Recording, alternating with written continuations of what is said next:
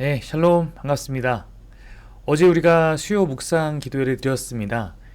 네, 또 현장에서 같이 하신 분은 뭐 현장 잘 했지만 또 못 오신 분들은 영상으로 이것을 보는 경우가 많이 있는데 어제 사실 저희가 찍은 영상이 음향에 이슈가 있어서 원본을 쓸 수가 없었습니다. 그래서 급하게 어젯밤에 제가 핸드폰으로 녹음한 음성 파일을 영상에 입혀서 그것으로 이렇게 대체했는데 아무래도 그것도 또 아쉬워서 이 내용이 그런 5장의 내용이었잖아요. 이 내용은 또 성도님들이 그냥 혼자 묵상하기에는 놓칠 수 있는 부분도 많고 나름 또 잘 그래서 나누고 싶은 마음에 준비했는데 또 이 영상이나 이런 부분에서 아쉬움이 있다 보니까 이것을 가지고 계속 공부하고 또 보시는 분들을 위해서 그래도 다시 한번 좀 찍는 게 좋겠다라고 해서 이렇게 제 방에서 녹화를 하게 되었습니다. 어제 메시지지만 혹시 현장에 참여하지 못한 분이나 또 참여했던 분이나 이것 통해 다시 한번 고린도 5장의 말씀이 우리 공동체에 어떻게 적용되어야 할지 함께 나누는 귀한 시간이 될 수 있기를 바랍니다. 우리는 고린도전서를 묵상하고 있는데 지난 수요일날 우리 영상 메시지를 통해서 말씀드린 것처럼 고린도서 서론 전체적인 이야기를 다뤘잖아요. 우리 바울은 멀리 떨어져 있는 고린도 교회의 문제를 적극적으로 목양하기 위해서 편지를 썼어요. 여기에는 크게 5가지의 그런 주제가 있습니다. 그래서 교회의 분열, 성적인 타락과 몸에 대한 것들, 또 우상에 바쳐진 고기 문제 이런 것을 해서 5개 정도의 주제를 크게 멀리서 이거에 대해 이렇게 해야 된다라는 내용을 다루고 있습니다. 근데 지난주에 우리가 다뤘던 굉장히 중요한 특징 가운데 하나 뭐였냐면요. 종종 우리는 교회 안이나 성도들의 삶에서 이런 실질적인 문제를 마주할 때 이것에 대해서 실용적인 어떤 해결책을 말해주려고 할 때가 많습니다. 그러나 사실 그것은 진정한 해결책이 아닌 경우가 많습니다. 바울은 그런 부분에서 이 고린도전서의 문제를 다루면서 이 문제의 근본적인 원인을 그들에게서 먼저 말하게 되는 경우가 많습니다. 그것은 복음에 대한 것이었습니다. 실제로 제가 교회에서 목회를 하면서 성도들이 겪고 있는 문제와 어려움을 마주하다 보면 이 문제는 늘 두 겹의 이렇게 그런 두 겹으로 보여지는 것들이 있어요. 하나는 그 사건 자체에 대한 것입니다. 지금 겪고 있는 어려움, 혹은 그 사람이 지금 마주하고 있는 어떤 상황 이런 것이죠. 근데 다른 하나는 그 사건이 발생하게 된 그 사람의 영적 상태에 대한 것이 있습니다. 누군가의 갈등이 생겼다면 갈등도 다뤄야 되지만 그 갈등이 일어나게 된 경우에 이 사람의 어떤 영적 상태가 또 거기에 기인하게 된 경우가 많기 때문에 그렇습니다. 그래서 목회하다 보면 둘 다 다뤄야 돼요. 아무리 이 사건 자체를 잘 다뤄도 그 사람에게 있는 근본적인 어떤 영적인 부분이 잘 다뤄지지 않아서 거기에 대한 것들이 회복되거나 변화되지 않으면 사실 비슷한 일이 계속 반복될 뿐이기 때문에 그렇습니다. 그러므로 고린도전서의 굉장히 중요한 특징은 바울은 지금 수많은 문제를 가지고 있는 고린도 교회에 대한 목양을 하면서 각각의 문제를 당장 해결하려는 인간적인 해결책에만 집중하지 않습니다. 그보다 근본적인 문제를 함께 다루고 싶어 합니다. 왜냐하면 그것이 진짜 회복의 길, 진짜 해결이기 때문이에요. 특별히 오늘 5장은요. 교회 공동체 측면에서 우리가 이러한 문제 앞에서 근본적으로 붙잡아야 될 진리가 무엇인지를 매우 잘 보여주고 있습니다. 오늘 한번 5장의 말씀을 그런 의미에서 살펴보고 싶습니다. 먼저 5장 1절입니다. 여러분 가운데 음행이 있다는 소문이 들립니다. 자기 아버지의 아내를 데리고 사는 일까지 있다고 하니 그러한 음행은 이방 사람들 가운데서도 볼 수 없는 것입니다. 즉 이방 사람에게도 흔히 나타나지 않는 어떤 방만한 모습, 성적으로 그냥 타락한 모습 이런 모습이 있다라는 것을 제기합니다. 즉 고린도 교회 안에 굉장히 이런 자기 욕망대로 살아가는 모습이 있다는 것이죠. 그런데 바울은 이걸 꺼내놓고 이거에 대해서 다루기보다 이보다 좀 더 바울이 다루고 싶은 진짜 이 5장의 초점은 다른 데에 있어요. 이어지는 2절부터 그 내용을 살펴보면 이렇습니다. 그런데 여러분은 교만해져 있습니다. 오히려 여러분은 그런 현상을 통탄하고 그러한 일을 저지른 자를 여러분 가운데서 제거했어야 하지 않았겠습니까?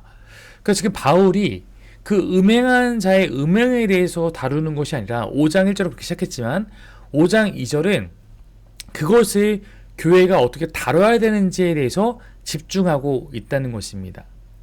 바울은 즉 1절에 나오는 죄를 지은 사람에 대한 교훈을 위해서 이 5장을 쓴 것이 아니라 그 상황을 함께 하고 있는 교회 공동체가 이러한 문제를 어떻게 다뤄가야 되는지 교회의 관점에 대해서 말하고 있는 것입니다. 그러니까 여기서 교만해졌다는 것은 여러분이잖아요. 교회입니다. 음행을 저지른 사람이 교만해졌다는 게 아니라 음행을 저지르는 사람을 바라보는 고린도 교회의 태도가 교만하다는 것입니다. 왜냐면 고린도 교회 성도들은 그러한 죄를 버젓이 옆에 일어나고 있는 그 죄를 방치하고 있다는 것이 문제였습니다. 교만하다고 말하는 이유는 학자들은 그것이 고린도 교회가 갖고 있는 잘못된 이해, 교만한 것을 자기가 옳다고 여기는 거죠. 그 잘못된 이해가 그 안에 있다는 것입니다. 그들은 자신들이 나 하나님을 믿으니까 나는 은혜 안에 있는 존재야. 그러니까 사실 내가 하나님 믿는다는 게 중요하지 내 행동이 뭐 그렇게 중요하겠어, 이런 태도를 갖고 있다는 거예요. 그리고 이런 잘못에 대해서도 이런 거 그냥 은혜와 사랑으로 품어줘야지 된다라는 자기들 생각에 빠져서 그것이 옳다라는 확신에 빠져서 방치하고 있다는 것입니다. 바울은 이것에 대해서 그것은 사랑이 아니라 그것은 착각이고 교만이라고 말하고 있는 것입니다. 오늘날로 표현하면 우리 교회 공동체 안에 이런 어떤 잘못이 있어요. 근데 거기에 누군가가 우리는 판단하지 말아야지, 다 각자의 사정이 있는 거야 라고 말하면서 명백히 보여지는 죄를 다루지 않는 경우를 생각해 보시면 됩니다. 이것이 함께 망하는 것이라고 지금 바울은 말하고 있는 것입니다. 자, 제가 목양 교육을 교회에서 가끔 하는데 공감과 동의에 대해서 구분할 것을 종종 이야기할 때가 있어요. 누군가 이렇게 자기가 혹시 교회 공동체 안에서 누군가의 관계 안에서 상처를 받았어요. 그 상처를 나에게 이야기합니다. 그 상처에 대해서 내가 마음에 대해 공감해 주는 것은 필요합니다. 너 굉장히 속상했겠다, 이렇게 얘기해 주는 건 필요할 수 있다는 거예요. 그러나 이 공감과 조금 다른 게 동의인데, 동의는 이 사람이 하고 있는 주장과 행동에 대해서 내가 편들어 주는 거예요. 이 사람이 어떤 관계 안에서 이 사람이 뭐 잘했든 잘못했든 마음의 상처를 받은 거에 대해서 위로해 주는 말은 필요할 수 있어요. 그 공감이에요. 그러나 이 사람이 지금 혹시 자기 기준에서 뭔가 잘못 보고 있는데 거기에 대해서 내가 위로해 준다고 동의해 주게 되면 이 사람이 잘못 엇나간 그 방향으로 더 엇나갈 수 있기 때문에 동의를 조심하라고 말하는 것입니다. 즉 누군가의 감정에 대해서 우리는 만져줄 필요가 있습니다. 그러나 그 상처받은 자의 상처로 인해서 벌어지는 일 가운데서도 이상한 잘못된 방향들이 있을 수 있잖아요. 다른 사람을 향해서 이 사람이 굉장히 오해하면서 공격하고 있거나 공동체를 향해서 비방하고 불평하고 있거나 이런 어떤 모습에 대해서 우리가 다 옳다라고 말할 수 없습니다. 내가 만약에 그것에 대해서 위로해 준다고 하면서 그 사람에게 마치 그것이 옳아라는 사인을 주게 되면 그것은 내가 그 사람과 함께 같이 죄에 빠지는 것이고 어쩌면 내가 그 사람을 더 죄에 빠뜨리는 걸 수 있습니다. 만약 내가 하는 행동이 내 형제의 죄를 그러므로 내가 부추기게 된다면 그것은 잘못된 행동입니다. 고린도 교회가 어쩌면 지금 그렇다는 거예요. 오늘 바울은 뭐라고 말합니까? 그러한 현상에 대해서 통탄해야 한다고 말하고 있습니다. 우리가 회심한 공동체라면 우리 안에 있는 사람이 죄에 빠져 있다면 그 죄에 빠진 모습을 보면서 우리가 보여야 될 반응은 위로가 아니에요. 사실은 슬픔이에요. 통탄해야 한다는 것입니다. 성경은 그러므로 이 부분에서 강조하는 것이 있다면 어쩌면 한 사람의 죄보다 더 무서운 것은 죄에 둔감해진 공동체라는 사실입니다. 사실 저도 이 말씀을 준비하면서 조금 마음에 찔림이 있었어요. 왜냐면 저희 교회도 공동체가 커지다 보면 이제 정말 많은 일들이 일어나거든요. 그 안에서 어떤 모습을 내가 봐도 저거 저렇게 하면 안 되는데라는 마음이 있어요. 근데 뻔히 잘못된 거 줄 알면서도 외면하고 싶은 마음이 제 안에 솔직히 종종 찾아오기 때문입니다. 괜히 건드려봐서 좋을 거 없어. 건드려면 또 내가 다 책임져야 돼요. 힘들어. 물론 목사 저 혼자 다 할 수 없어요. 이제 이미 공동체는 저 혼자 다 할 수 없는 일입니다. 그러나 우리가 그런 마음이 내 안에 있는 것을 어쩌면 당연하다라고 말할 수는 없습니다. 교회는 우리가 서로가 서로를 잘 지켜내야 하기 때문이에요. 우리가 배웠지만 죄가 자기 중심성이라고 말합니다. 죄가 자기 중심의 의미는 하나님의 기준을 무시한 내 기준이 옳다고 여기고 있다는 거예요. 고린도 교회 배경에 대해서 지난주에 말씀드렸다시피 고린도 교회는 항구 도시였고 굉장히 많은 문화가 섞여 있고 타락한 도시였어요. 주변 사람들은 어쩌면 다 죄에 빠져 있습니다. 그러니까 죄를 짓고 있는 그 교인이 이렇게 말했을 거예요. 야, 이 정도는 뭐 우리 도시에서 아무것도 아니야. 지금 이 시대에 이렇게 안 하는 사람이 어디 있어. 남들 다 하는 거야. 왜 이렇게 이런 거 갖고도 민감하게 그래. 그래도 지역 자체와 그 시대가 그런 문화 속에 있었으니 교회 안에 있는 성도라고 하는 사람들도 그 세상의 기준을 따라가고 있다는 것은 하나님의 기준을 무시하고 있는 겁니다. 그러므로 이에 대해서 바울이 단호하게 말하고 있습니다. 이렇게 말하죠. 여러분은 적은 누룩이 온 반죽을 부풀게 한다는 것을 알지 못합니까? 교회 공동체 안에 적은 누룩과 같은 죄가 있어요. 이거 안 다루면 이것이 온 반죽으로 영향을 미친다는 것입니다. 죄의 특징은 내 죄를 동조해 줄 사람을 끝없이 찾습니다. 내가 누군가한테 어떤 얘기를 했어요. 근데 내가 지금 좀 삐뚤어져 있어. 근데 옆에 있는 사람이 야, 그건 너 수상하겠는데 그건 그렇게 보면 안 되는 거야 라고 얘기해 주면요, 그 사람하고 이 얘기하기 싫어져요. 또 다른 사람을 찾습니다. 그 다른 사람에게 또 내 이야기 동조해주고 맞아 이렇게 해줄 사람을 찾아요. 그래서 죄는 언제나 전파력이 좋습니다. 근데 우리가 이런 상황에서 잘 대처하기 위해서 오늘 말씀이 필요한 거예요. 우린 때로는 기독교의 은혜와 사랑을 오해하고 있어요. 그래서 죄에 대하여서도 은혜와 사랑을 적용하려고 합니다.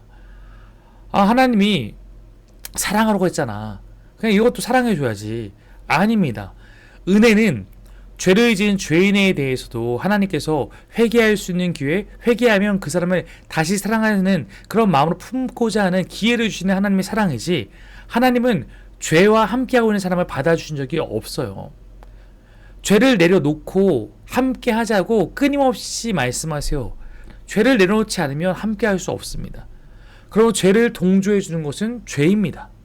형제를 영적으로 살리는 게 아니라 영적으로 죽이는 것입니다. 우리의 형제가 죄를 깨닫고 뉘우치고 돌이키면 우리는 그 형제에 대해서 하나님의 은혜를 구하며 우리도 사랑하기 위해서 최선을 다해야 합니다. 그런데 내 형제가 죄에 대해서 무감각화가 되고 이게 뭐가 죄야? 이런 거 다 하는 거잖아. 죄에 연합한 사람을 포기하고 있지 않다면 그것에 대해서 우리가 용납할 수는 없습니다. 그렇게 되면 그것은 죄가 온 교회에 전염되게 하는 일입니다. 그리고 교회는 완전한 사람의 공동체가 아니에요. 그 얘기는 교회 안에 있는 모든 사람은 크든 작든 죄의 영향력을 많이 끊어낸 사람이 있고 적게 끊어낸 사람이 있는 거예요. 그러나 우리가 적어도 거룩함을 향해서 점점 변화되어가는 공동체가 교회입니다. 그래서 좋은 공동체는 그렇게 변화되어가는 과정 가운데 나 혼자만이 아니라 교회 공동체에서의 옳은 자정작용, 자연 치유가 일어나는 공동체예요. 얼마든지 우리 주변에 있는 사람이 죄에 빠진 행동을 하고 있는 경우가 있어요. 근데 옆에 있는 사람들이 그 사람을 치유해가고 올바른 방향으로 깨닫게 도와줘서 우리 안에 속한 모든 사람들이 하나님을 따라갈 수 있도록 하는 그런 공동체가 되는 거예요. 속상함, 섭섭마귀가 찾아와서 흔들리는 사람이 있을 수 있죠. 그 영향력에 같이 무너져가는 것이 아니라 그 사람을 잘 도와줘서 돌이킬 수 있도록 도와주는 공동체가 되는 것입니다. 거기에는 누가 필요합니까? 죄에 동조하는 사람이 아니라 죄로부터 돌이키게 하는 사람의 역할이 중요합니다. 그것이 교회의 교회됨을 지키는 길입니다. 교회의 교회됨은 하나님의 마음으로 분별하고 거룩을 추구하고 죄와 싸울 줄 아는 사람들로부터 일어나는 것입니다. 그런 의미에서 세상과 교회를 성경은 엄격하게 다른 기준이 있는 곳으로 구분하고 있습니다. 10절 볼게요. 그 말은 이 세상에 음행하는 사람들이나 탐욕을 부리는 사람들이나 약탈하는 사람들이나 우상을 숭배하는 사람들과 전혀 사귀지 말라는 뜻이 아닙니다. 그러려면 여러분은 이 세상 밖으로 나가야 할 것입니다. 자, 이게 뭐냐면 이 세상에 음행하는 사람들, 이 세상 안에 있는 그런 여러 가지 죄를 짓고 있는 사람들과 전혀 사귀지 말라는 뜻이 아니라는 거예요. 자, 예수님도 죄 많은 세상에 오셨어요. 그분은 거룩하지만 죄 많은 세상 가운데 속해 살아갔습니다. 그곳에 특히 세리와 죄인과 같은 죄인들과 가까이 살아가셔서 사귀셨습니다. 여러분도 세상에 살아갈 때 여러분이 거룩한 성도의 정체성 갖고 있지만 우리가 보기에 아직 거룩한 삶을 추구하지 않는 소위 말하는 성경하자면 죄인들과 같이 어울려 살아가야 합니다. 그것은 잘못이 아닙니다. 세상에 있는 모든 죄로부터 우리가 벗어나 살려고 하면 우리가 세상에 살아갈 수 없다는 얘기를 여기를 하고 있는 거예요. 그러면 여러분은 이 세상 밖으로 나가야 할 것입니다. 이 얘기인 거죠. 그런데 세상은 그렇다는 거예요. 근데 교회는 다릅니다. 형제에 대해서는 우리가 이런 마음으로 대할 수 없다는 거예요. 이어서 한번 읽어보면 그 11절이 그 내용을 다루고 있어요. 그러나 이제 내가 여러분에게 사귀지 말라고 쓰는 것은 신도라 하는 성도죠. 신도라는 어떤 사람이 음행하는 사람이거나 탐욕을 부리는 사람이거나 우상을 숭배하는 사람이거나 사람을 중상하는 사람이거나 술 취하는 사람이거나 약탈하는 사람이면 그런 사람과는 함께 먹지도 말라는 말입니다. 즉 이 이야기에는 자기가 그리스도냐고 말하면서도 음행, 탐욕, 우상숭배, 중상, 술 취함, 약탈들을 버젓이 행하고 있는 사람과는 함께 먹지도 말라. 너무 강한 워딩이죠. 동조하지 말라는 거예요. 사귀지 말라는 거예요. 그렇게. 여러분 이 중에 뭐 음행하는 거, 성적인 어떤 쾌락을 추구하는 거죠. 탐욕, 욕심 내는 겁니다. 몇 가지는 오늘 어느 좀 풀 필요가 있는데 우상숭배. 우리는 이 우상숭배 잘 해야 되죠. 하나님보다 다른 것을 추구하는 건데 또 다른 것에 나의 삶을 바치는 것입니다. 내가 만약에 내 자녀의 어떤 성공을 바라는 마음이 너무 커서 하나님이 원하시는 방법으로 자녀를 키우는 게 아니라 세상의 방법, 세상이 옳다는 어떤 방법에 내 자녀를 바치고 있다면 그게 우상 숭배라고 어떤 학자는 말했던 것이 기억납니다. 중상은 내가 뭐 뒤에서 내 지체를 향한 뒷말 이런 걸 통해서 관계를 깨는 행동이죠. 약탈은 뭡니까? 우리가 뭐 도둑질입니까? 이것은 내가 뭐 비즈니스나 어떤 관계 안에서 내 이익을 위해서 남을 속여서 피해를 입히는 나의 교묘한 행위들, 말들 다 이게 약탈입니다. 여러분 우리가 이런 모습을 버젓이 하고 있다면 우린 성도답지 못한 거예요. 근데 그런 모습을 버젓이 하면서 성도라고 하는 사람을 경계하라는 것입니다. 우리에게 이런 모습이 다 없냐라고 하면 찔리죠.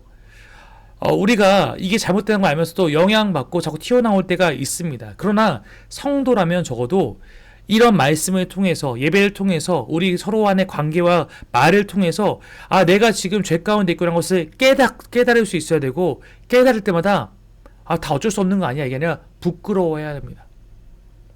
내가 욕심인 건데 살고 있는 거 부끄러워해야죠.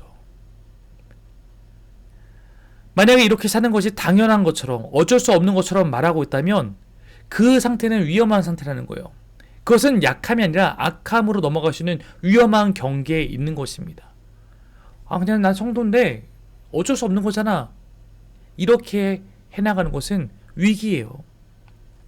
참된 신자는 내가 혹시 죄의 자리에 빠질때라도 뻔뻔하게 구는 것이 아니라 하나님께 깨달을 때마다 십자가 앞으로 나올 수 있는 사람이에요. 부끄러워할 줄 아는 사람입니다. 그리고 그냥 그렇게 부끄러워하고 마음만 아파하고 있는 게 아니라 진짜 내가 변화하기 위해서 도와주십시오. 하나님 도와주십시오. 그리고 내 형제들에게 나를 좀 도와달라. 내가 이 부분이 너무 약하다. 내가 여기 넘어진다. 손을 내밀 수 있는 사람입니다. 정직한 사람이에요. 여기. 그런 의미에서 오늘 고린도서는 세상과 교회를 구분하는 거예요. 하나님 모르는 사람과 하나님 아는 사람을 구분합니다. 회심한 자와 미심한 자를 구분합니다. 다르다는 거예요. 12절 13절이 그 내용입니다. 이어서 한번 읽어봅시다. 밖에 있는 사람들을 심판하는 것이 나에게 무슨 상관이 있습니까? 여러분이 심판해야 할 사람들은 안에 있는 사람들이 아니겠습니까? 밖에 있는 사람들은 하나님께 심판하실 것입니다. 여러분은 그 악한 사람을 여러분과 내쫓으십시오. 자, 심판이라고 생각하면 조금 어렵고 판단이라고 해봅시다. 밖에 있는 사람을 판단하는 것은 우리의 몫이 아니라는 거예요. 근데 우리가 판단해야 하는, 분별해야 되는 경우는 우리 안에 공동체 안에 있다는 것입니다. 공동체 안에 있는 사람에 대해서는 우리가 분별하고 어떻게 보면 경계하고 함께 죄 있나 아니나 우리가 잘 봐야 된다는 것입니다. 밖에 있는 사람들에 대해서는 결국 그들이 끝까지 밖에 있으면 그것에 대해서는 하나님께서 심판하실 거예요. 그러나 우리가 중요한 것은 안에 있는 사람이라고 말하는 거예요. 내가 세상 밖에 있는 사람을 다 찾아면서 당신이 왜 죄 가운데 있냐라고 말할 수 없어요. 왜냐하면 그들은 그것이 죄인 줄 알지 못합니다. 하나님과 무관한 사람에게 우리가 지금 말하고 싶은 죄를 물을 수 없습니다. 그들에게 뭐 해야 돼요? 우선 복음을 전해야 되는 거예요. 그러나 교회 안에 있는 관계에 대해서는 다릅니다. 그 12절에 말하는 이 교회 안에 있는 사람들에 대한 심판은 진단해주고 분별해주고 함께 점검해주는 거예요. 교회 안에 있는 형제들에게는 우리가 이것을 해야 합니다. 왜냐면 형제니까요. 이 형제가 어떤 단어입니까? 같은 곳에서 태어난, 같은 어머니 자궁에서 태어난 존재예요. 한 어머니 뱃속에 태어났듯이 우리 모두가 그리스도 안에서 태어났기 때문에 우리가 형제라고 부릅니다.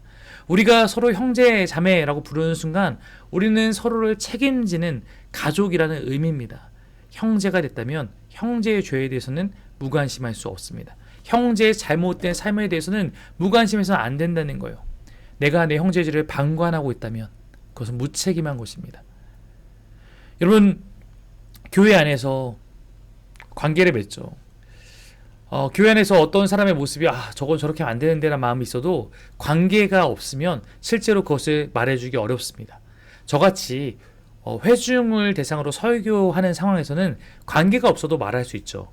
그러나 개인적으로는 우리가 관계의 신뢰성 위에서 사실은 형제를 지켜낼 수 있다는 것이 명백한 사실입니다. 그것이 하나님이 우리를 공동체로 부르신 이유입니다. 교회가 공동체여야 되는 이유는 공동체가 되지 않으면 내 형제를 지킬 수 없기 때문입니다. 우리가 인격적 관계를 맺지 않고서는 서로를 죄로부터 보호하고 서로를 책임지고 우리 공동체 거룩하게 할 수 없습니다. 우리가 에클레시아에 있는 사람을 특별히 식구라고 불러요. 밥을 같이 먹는 관계가 식구죠. 내가 누군가의 삶에 개입할 수 있는 권리는 우리 안에 있는 관계의 깊이, 사랑의 깊이와 비례하기 때문에 그렇습니다. 내가 사랑의 관계를 맺을수록 내가 누군가의 삶을 더 개입하고 함께 해줄 수 있어요. 그게 나를 우리가 혼자 있을 때 내가 이길 수 없는 상황에서 내가 하나님께 더 나아갈 수 있도록 서로가 서로에게 영향을 받고 도와줄 수 있는 길입니다. 여러분, 그러니까 세상은 점점 어떤 길을 갑니까? 개인화되죠. 왜냐면 내가 다른 사람의 삶에 뭔가 관여를 하려면 관계가 쌓여야 되는데 그게 다 피곤한 거죠. 해봤자 도움된다 생각하는 거죠. 그러니까 사랑을 위한 수고를 하지 않고 점점 개인화돼요. 그래서 나를 지켜줄 사람도 없는 거예요.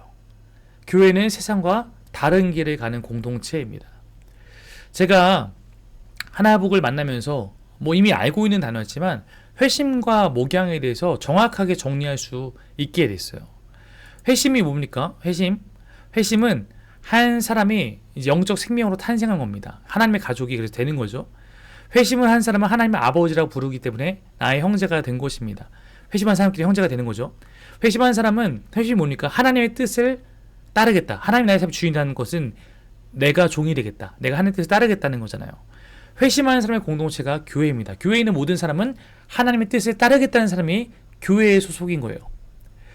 회심하지 않은 사람이 교회에 있을 수 있습니다. 그들은 교회 안에 있는 미해심자는 복음을 먼저 전해줘야 될 사람이에요. 그들도 회심할 수 도와야죠. 회심한 때부터 영적 생명이 시작되는 것입니다. 회심한 이후부터 우리가 영적 가족으로서 형제자매가 돼서 함께 살아갑니다. 우리가 그 각 사람이 회심의 결단, 하나님이 나의 삶의 주인입니다. 내가 당신의 뜻을 따르겠습니다. 라는 결단대로 진짜 내 삶을 살아가도록 지켜내는 것, 그것이 목양입니다. 내 형제를 그래서 원래 우리가 머물던 그 자리, 내가 늘 하던 옛사람의 습관, 그 죄로부터 보호하고 건져내서 회심한 자답게 살아가도록 하는 것이 목양입니다. 목양자, 목자들도 해야 되지만 내 형제라면 누구나 다 해야 합니다. 가정에서도 자녀가 잘못 가면 부모가 먼저 그 일에 대해서 책임을 지려고 애쓰겠죠. 그러나 형제라면 내 동생이고 내 형이라면 나도 가만히 있을 수 없는 겁니다. 우리가 이러한 것을 하지 않고 그저 우리끼리 같이 모여서 좋은 친교를 맺는 것이 목양이 아니에요. 우리끼리 친하게 기쁘게 잘 지내는 것이 목양이 아닙니다. 때로는 그래서 막 기쁘고 친하고 친교를 중요시 여기는 관점을 봤을 때는 누군가는 교회가 왜 이렇게 사랑이 없어? 라고 말할 수도 있어요. 그것은 사랑과 어떤 친교를 동일시 여긴 거예요. 성경이 말하는 사랑은 그러한 것보다 훨씬 깊은 것입니다. 고린도전서 5장은 그래서 여기 잘 보시면 사실 여기에 건진과 출교가 나와요. 바울은 이 교회 안에 있는 죄에 대해서 다루면서 건진과 출교를 말하고 있습니다. 5장 5절도 그 내용을 다루고 있는데 이런 자를 사탄에게 내어주었으니 이는 육신은 멸하고 영은 주 예수의 날에 구원을 받게 하려 함이라. 자, 이 사탄에게 내었다는 것이 지금 교회 공동체에서 쫓아냈다는 거예요. 권징해서 출교했다는 것입니다. 근데 여기 보면 출교한 자에게 바라는 것도 어떤 목적이냐면, 그의 비록 육신은 그 안에서 어려움을 겪겠지만 그의 영이 이로 말미암아 주 예수의 날에 구원을 받게 하려는 것이다. 출교의 목적도 구원이라는 것입니다. 그래서 권징과 출교를 제가 공부했을 때도 최후의 목양이라고 부릅니다. 형제를 그냥 잘 지내는 게 제가 아까 목양이라고 했잖아요. 내 형제를 지켜내는 거예요. 지켜낸다는 것은 무조건 봐주는 게 아니라 진짜 이 형제가 만약에 어떤 죄에 있는데 이 죄를 다뤄야 권징해야 될 수 있습니다. 근데 어떤 경우는 그 권징에 따라서 혹은 권징 받아들이지 않을 때 출교해야 될 수도 있습니다. 어떤 경우에는 공동체에서 쫓아내서라도 이 사람이 이 잘못의 크기와 어떤 것에 대해서 깨닫게 해야 할 수도 있다는 거예요. 이게 교회예요. 바울은 그냥 죄인은 다 잘라버려 이렇게 말하고 싶은 게 아닙니다. 근데 교회 안에서 죄를 그대로 두면 결국 그 사람도 망하고 공동체도 망합니다. 고린도 교회가 지금 그 위기라는 거예요. 그래서 권징을 해야 됩니다. 물론 모든 걸 권징하는 게 아니라 어떤 경우에 따라서 권징도 해야 됩니다. 권징도 사랑입니다.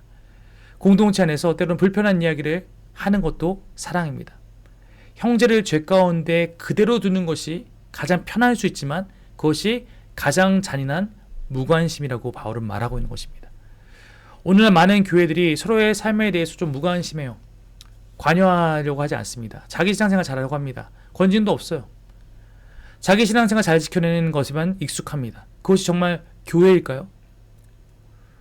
어쩌면 성경은 우리에게 묻고 있어요. 그게 정말 교회일까? 좋은 게 좋은 거야가 교회일까? 만약 그렇게 하면 그게 더 편할 거예요. 그래서 그렇게 되기 쉬워요. 근데 우리는 성경적 교회가 무엇인지를 이 말씀을 배우기 때문에 그렇게 할 수 없는 겁니다. 내가 때로는 사랑이라는 핑계 속에, 은혜라는 핑계 속에서 방관하고 있는 것은 아닌가. 여러분, 그래서 제가 여러분과 나누고 싶은 것은 오늘 말씀 참 무겁죠. 네, 저도 무겁습니다. 성경적 교회는 고상한 것이 아니에요. 성경적 교회는 어쩌면 치열한 것입니다.